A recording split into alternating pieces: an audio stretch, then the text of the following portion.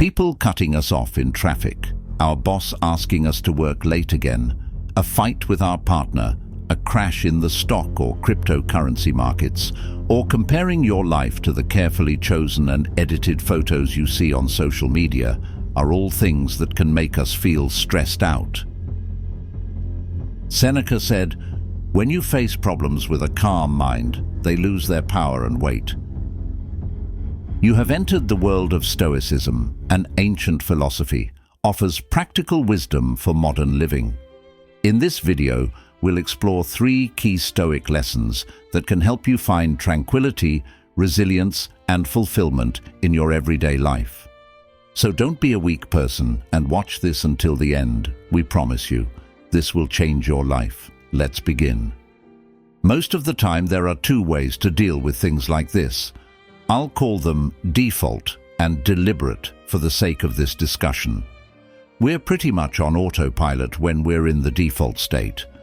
We act on instinct, and because we're on autopilot and there's no filter between the input and the reaction, we let these impulses control our mental state. We get angry if someone cuts us off in traffic. If we have to work late, we don't like it. When we fight with our partner, we tend to defend ourselves. And our well-being depends on what happens around us every day, every week, and every year of our lives. Our mental state becomes strongly tied to these outside things, which makes it weak. Our moods change like the tide, and we don't know why we can't be happy all the time.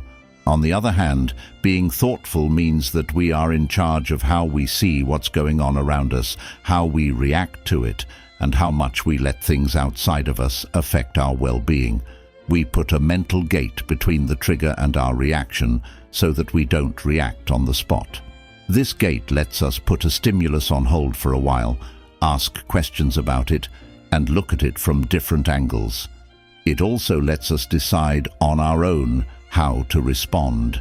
The more we do this, the stronger the gate gets and the faster we can respond to stimuli. Our happiness is no longer up to other people. It is now up to us. Our minds become less affected by what's going on around us, and we're better able to find happiness and well-being that lasts.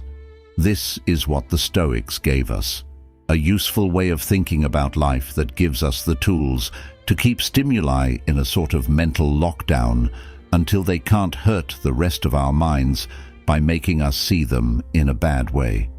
Even more so, when we get into the habit of always reacting to bad things. More than 2,000 years ago, the old Stoics got together in Athens to talk about how to live a good life that was full of happiness and mental strength. They thought about the question of how to live a good life. Wit, discipline, temperance, and bravery are the 4 most important Stoic qualities, and we'll talk about what these 4 words mean in a bit more depth later. Stoicism is an old Hellenistic school of thought that was started by a man named Zeno of Citium around 300 BC. Zeno was a rich trader before he became a philosopher. He made a lot of money going from port to port around Cyprus and Greece. Zeno was said to be thin and have dark skin. Even though he was rich, he was said to have lived a simple and cheap life. After losing his ship at sea and being left without a way to make a living, he washed up on the shores of Greece. Zeno went to Athens, where he is said to have bought a book about Socrates and read about him there. He was so moved by what he read that he asked the bookseller where he could find people like Socrates. The bookseller told him to talk to Crates of Thebes, who was a well-known Cynic philosopher in Athens at the time. So, Zeno started to learn about Cynic theory from Crates.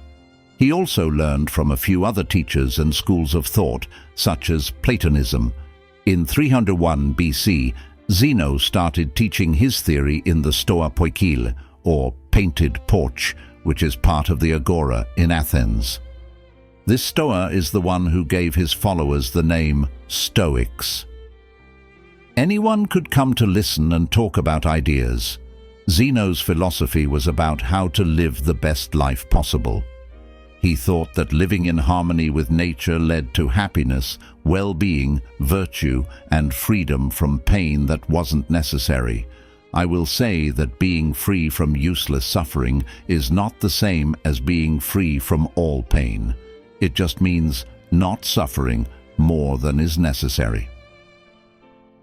So, what did the Stoics think, and how did they find eudaimonia, which they called happiness and well-being?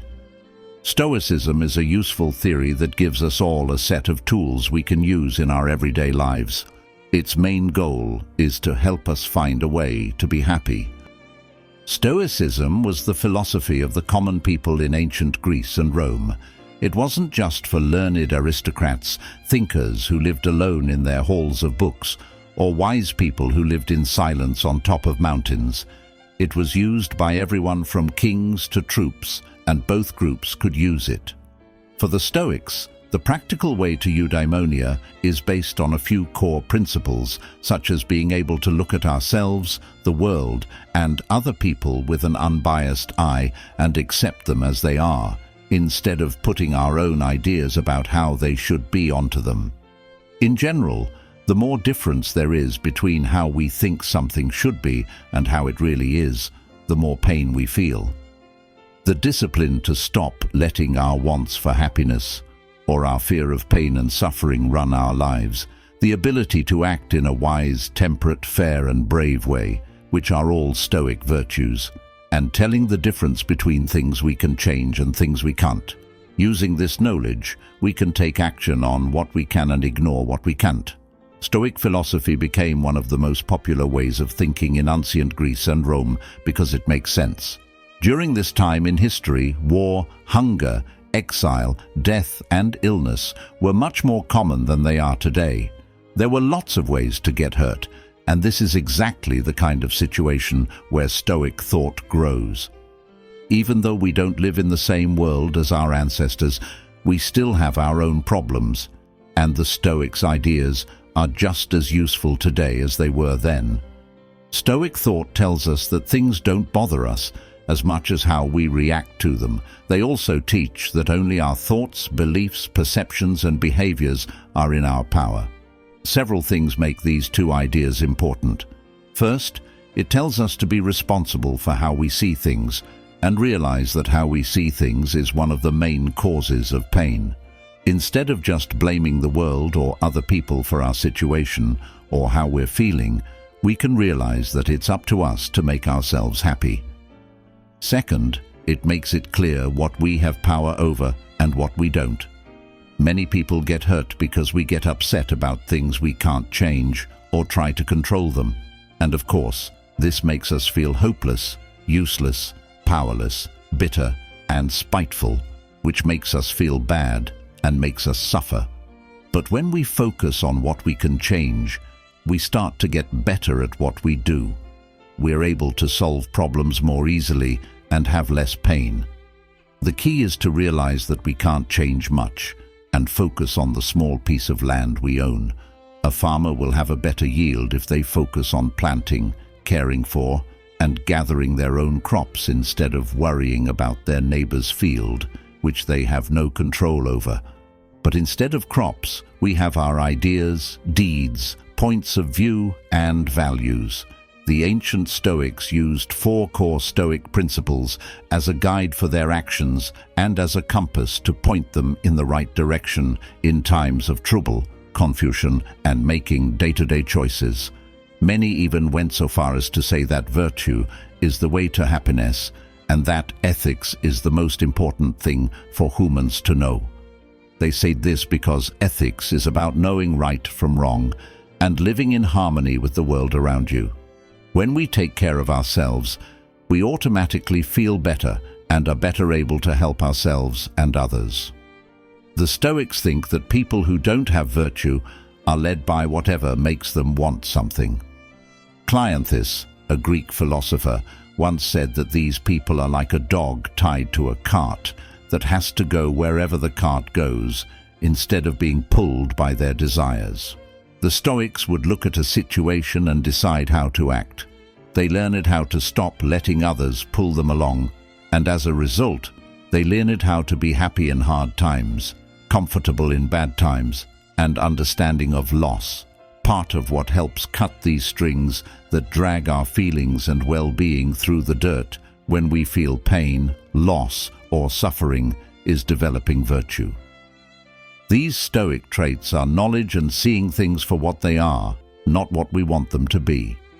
In his talks, Epictetus said, "The most important thing in life is to be able to identify and separate things so that I can tell myself clearly which things are outside of my control and which are about the choices I do have control over.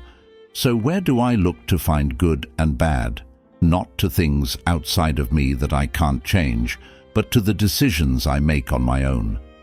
Courage is doing the right thing in spite of fear or doubt." Seneca, a famous ancient philosopher, once said, "Of course, there are disasters that can happen to a wise man without making him weak. These include physical pain, illness, the death of friends or children, or the destruction of his country by war.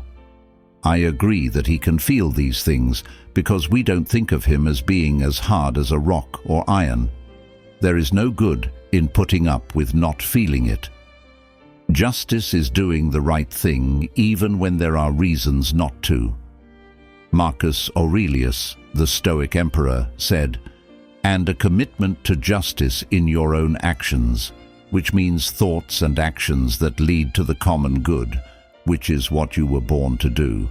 Temperance is responding in a disciplined and self-controlled way, even though emotion and greed are strong pulls." Marcus Aurelius also said, "If you want peace, do less, or more accurately, do what's essential, what the logos of a social being needs, and do it in the right way.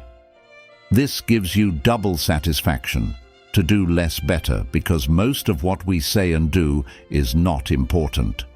If you can find a way to get rid of it, you'll have more time and peace of mind. Always ask yourself, is this necessary?" Stoics use these values to guide their deeds and behavior, but we can't use them if we can't get our minds in the right place. If we're too caught up in our inner feelings in the moment to become aware and decide how to react, we'll always go where the cart goes and never where we want to go. Viktor Frankl, who wrote Man's Search for Meaning, wrote about stimulus and reaction. He said that there is a place between stimulus and response, and that is where growth and freedom happen. We need to learn how to make this space for ourselves, and when we're in it, we can choose how to respond to a situation instead of letting our mind do it for us. No matter if we want to live by the Stoic virtues or by virtues we've chosen for ourselves, if we want to live carefully and stop acting on impulse and making snap decisions, we must learn to find this place. Rule 1. There are two kinds of control. Stoic philosophy has a concept that can help us turn our frustrations into acceptance and our anger into understanding. It can also help us use our limited time each day on the things that make a real difference in our lives instead of wasting it on things we don't even realize are wasting it. This is the Stoic idea of being in charge. Simply put, we can't always choose what happens to us, but we can always choose how we respond to it. Our reaction is up to us, and we have a choice about what to do. Today, we're going to look at the old Stoic theory that led to this idea and see how we can use it in our everyday lives. In ancient Greece, where Epictetus grew up, he was born into slavery. He was able to study Stoic philosophy with the help of the philosopher Musonius Rufus because his boss let him. Epictetus got his freedom when he was about 18 years old, not long after Emperor Nero died. With his increased freedom, he moved to Rome and taught philosophy there for another 25 years, until Emperor Domitian banned philosophers from the city because their freedom of thought made it hard for him to rule. This meant that Epictetus had to leave Rome and move to the new Greek city of Nicopolis, which was just being built at the time. Here, he lived a simple life and started a school of thought, where he taught until he died of old age. Epictetus didn't write down any of his work, but one of his students did. This student copied Epictetus's lessons almost word for word. Only 4 of the 8 books that were written have remained, but I think these 4 have some of the best advice for everyday life from the old world. One of the most important ideas in Epictetus's Stoic theory, the idea of control, is included in this. He said that there are 2 ways to live a happy life, or a life of eudaimonia, as the Stoics called it. The first is properly figuring out what we can control and what we can't. The second is to focus on the things we can change and to learn to accept the things we can't change with kindness and understanding. This difference is important because we can't change things that are out of our control, no matter how hard we try or how upset or angry we get. If you spend your whole life trying to do this, you will be angry, frustrated, and waste a lot of time. On the other hand, a life focused on doing what we can with what we have and focusing on what's in our control is much more likely to be useful, effective, and all around more beneficial. Epictetus said, "The most important thing in life is to identify and separate things so that I can tell myself clearly which things are outside of my control and which are about the choices I do have control over. So, where do I look to find good and bad? Not to things outside of me that I can't change, but to the decisions I make on my own." Courage is doing the right thing in spite of fear or doubt. Seneca, a famous ancient philosopher, once said, "Of course, there are disasters that can happen to a wise man without making him weak. These include physical pain, illness, the death of friends or children, or the destruction of his country by war. I agree that he can feel these things because we don't think of him as being as hard as a rock or iron. There is no good in putting up with not feeling it. Justice is doing the right thing even when there are reasons not to." Marcus Aurelius, the Stoic emperor, said, "And a commitment to justice in your own actions, which means thoughts and actions that lead to the common good, which is what you were born to do." Temperance is responding in a disciplined and self-controlled way, even though emotion and greed are strong pulls. Marcus Aurelius also said, "If you want peace, do less, or more accurately, do what's essential, what the logos of a social being needs, and do it in the right way. This gives you double satisfaction, to do less better, because most of what we say and do is not important. If you can find a way to get rid of it, you'll have more time and peace of mind. Always ask yourself, is this necessary?" Stoics use these values to guide their deeds and behavior, but we can't use them if we can't get our minds in the right place. If we're so caught up in our inner thoughts at the time that we can't become aware and decide how to act. Simply put, if we keep going where the cart goes, like the dog being pulled by the cart, we will never go where we want to go. Viktor Frankl, who wrote Man's Search for Meaning, wrote about stimulus and reaction. He said that there is a place between stimulus and response, and that is where growth and freedom happen.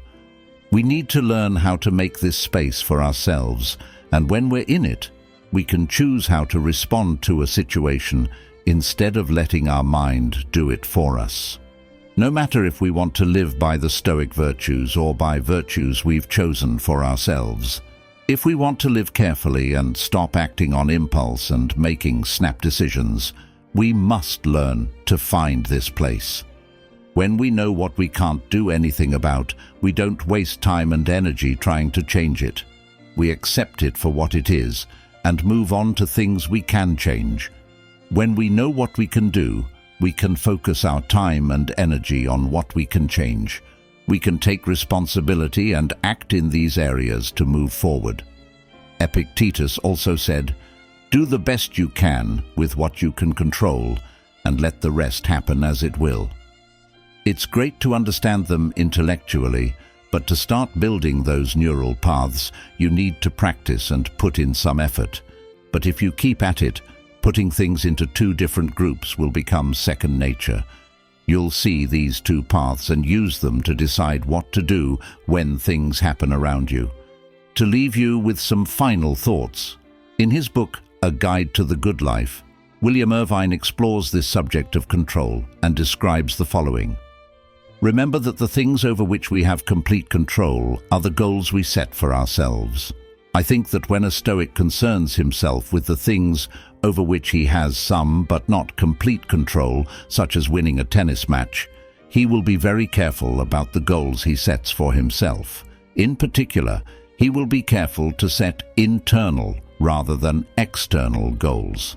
Thus, his goal in playing tennis will not be to win the match, something external over which he has only partial control, but to play to the best of his ability in the match, something internal over which he has complete control. By choosing this goal, he will spare himself the frustration or disappointment should he lose the match, since it was not his goal to win the match. He would not have failed to attain his goal as long as he played his best. His tranquility will not be disrupted. Irvine also wrote, "Stoics would tell me to worry about whether or not my wife loves me, even though I don't have complete control over this. But when I do worry about this, my goal shouldn't be to make her love me. No matter how hard I try, I could fail to achieve this goal, which would make me very upset. Instead, my goal should be to act as best I can in a way that makes her love me." Rule 2. Remember to die. Death makes a big difference in how we see the world, how we see ourselves, and how we see the people around us. If we think about death in a bad way, it will follow us around and cloud everything we do. But there is a way to think about death that makes you more grateful and full of life. The Stoics use this way of thinking, and that's what we're going to talk about today. We all deal with the fear of death at different times in our lives, whether it's dealing with the grief and loss of a loved one's death, coming to terms with the fact that a loved one may soon die, or just dealing with the fact that we will all die one day. Today, we're mostly going to look at Stoic philosophy to find out how we can not only get over our fear of death, but also use the fact that we're going to die one day as a way to appreciate everything around us and be grateful. This is often called memento mori, which comes from the Latin for remember your death. When you take a person down to their bare bones, our basic urge is usually to stay alive and make more of ourselves. Given that, it's clear that death is something we don't want. In fact, we don't even like to think about it. We don't like to think about it, and sometimes we don't even like to accept that it's true. Even though denying death can make us feel good, it can also keep us from getting the real benefits that come from thinking about it. After all, we're all going to die. We're all just passing through. Our time here is limited, and this life will end. Stoicism says that being aware of this fact can make a big difference in how we live. The Stoics said that we can learn how to live by always being reminded of our own deaths. Thinking about death can help us live better, happier, and more present lives, which seems to go against what we would expect. So far, we've talked about what memento mori is. Now, let's take a look at how it can do what I just said it could do. The idea of memento mori has been around for a long time, and in many places. We've already seen that the Stoics use memento mori, but it's also been used by people like the Buddhists to learn how to live better lives. As we've already said, it's a warning that you're going to die, that your time is limited, and that one day, neither you nor I will wake up to enjoy the beautiful things about life. No matter where you were born, how rich you are, or what you did with your life, you will die, at least until someone figures out how not to. And on that day, we'll have completely new philosophical questions to ask. In the end, death is just a change, and change is what the world is all about. But for those of us who know how to use it, The fact that death is real helps us learn to value life more. If you could think for a moment that you only have 1 week left to live, that would be great. Now let's say you have a list of things you want to do, people you want to spend time with, and places you want to visit in this last week. Most of us have a pretty short list of things we do in a week, and it usually includes the people we love, the things we love doing, and all the things we've always wanted to do but never have. This is the same idea behind memento mori, except we have our whole lives to live and think about death. Memento mori makes us think honestly about our own deaths, which helps us figure out what's important. It helps us find what we care about. It helps us be grateful for the things we have because we know they are limited.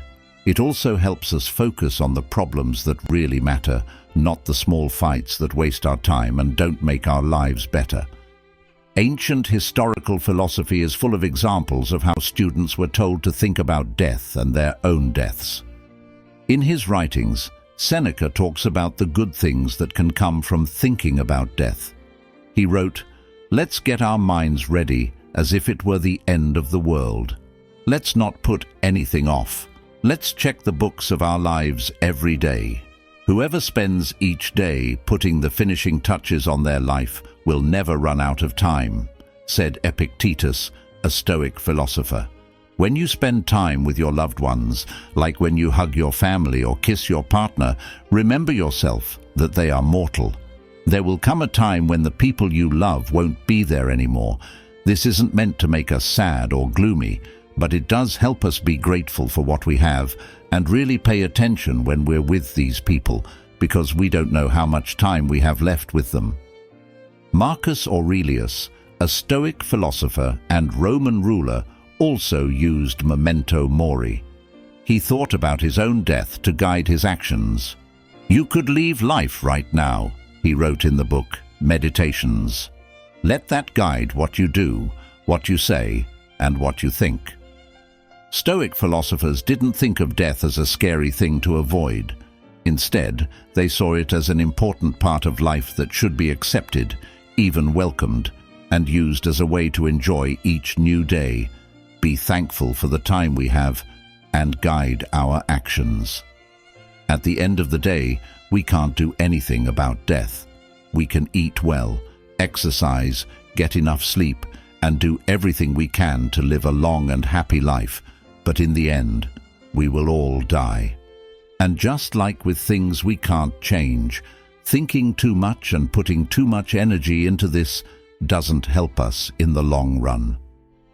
Plato, probably Athens' most famous philosopher, wrote about the death of Socrates in The Death of Socrates. Socrates was known to have calmly accepted his death, and his last words were said to be about paying back a chicken bill to a close friend. Plato says that the study of philosophy is all about death.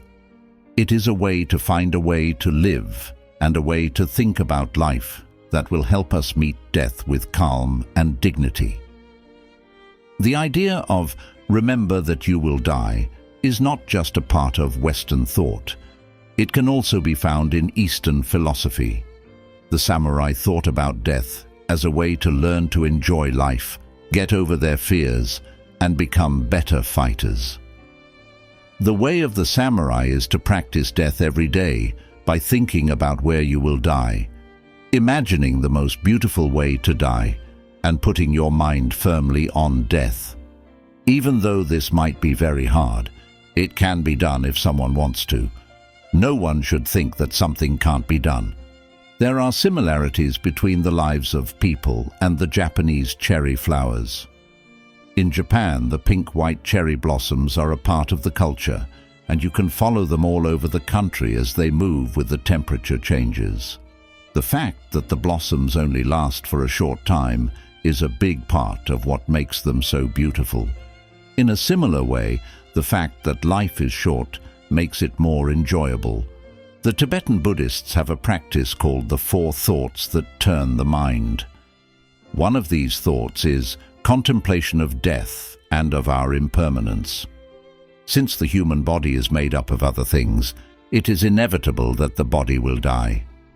We don't know when we will die, and we can't change it. Here it's easy to see how Buddhism and Stoicism are alike. But this Buddhist idea was meant to be thought about every day. It was done to stop us from acting like we have all the time in the world, which is what we tend to do. This important Buddhist teaching is called Maranasati, which means death awareness. It is thought to be a key part of having a better life. We can all use this tool in our everyday lives. All of this makes us realize how short our time is and makes us wonder if we are making the most of it. As a last thought, I want to say that memento mori is a mix of order and chaos, in my opinion. If we are left to our own ways, we are pretty unstable at our core. If we don't do something to stop it, our minds start to run in loops that we aren't even aware of, putting us on standby. And because modern life is so busy, it's easy for us to always have something to think about. Before we know it, we've already gotten up, eaten breakfast, gone to work, come home, turned on the TV, and gone to sleep. During that time, we're mostly just going with the flow.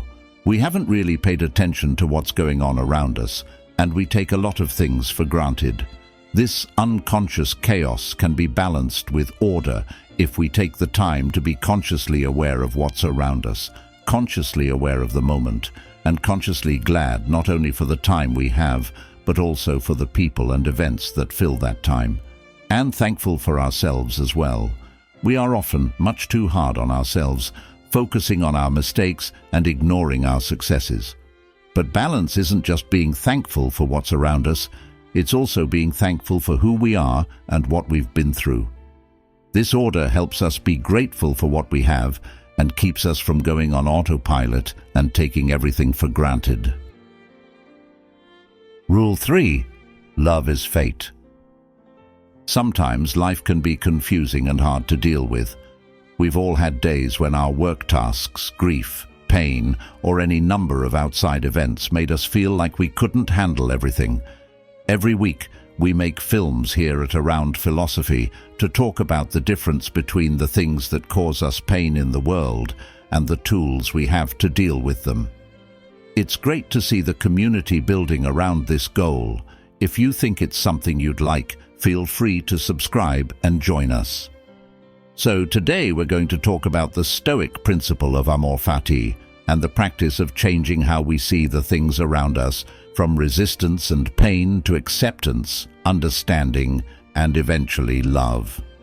Ancient Stoic philosophy has a number of core practices that help people change the way they look at life. This changes their burdens, reduces their stress, and in many cases, turns things they used to see as sources of pain and difficulty into sources of strength and understanding.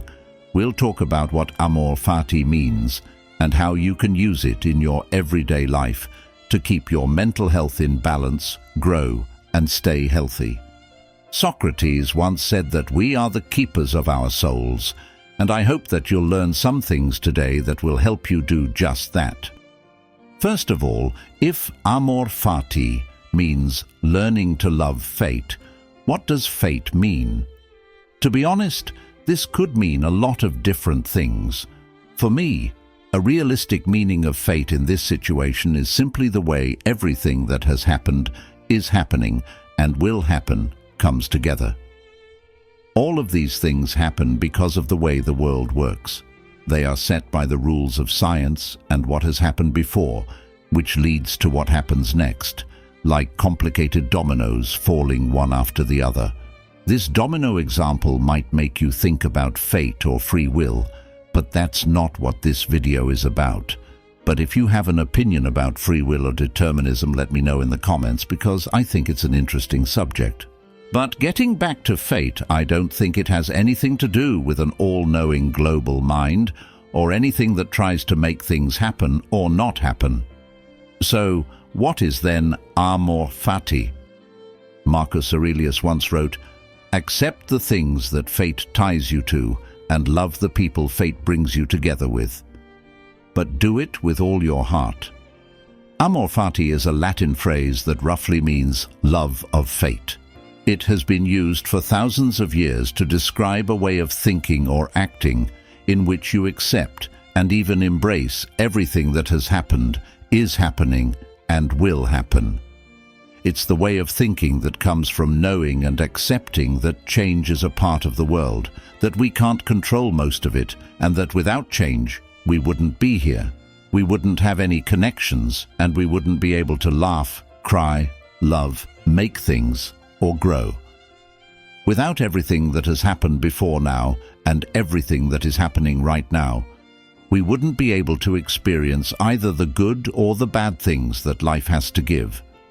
From this point of view, we can learn to love everything that has happened before us and everything that is going on around us. By extension, you should learn to love fate.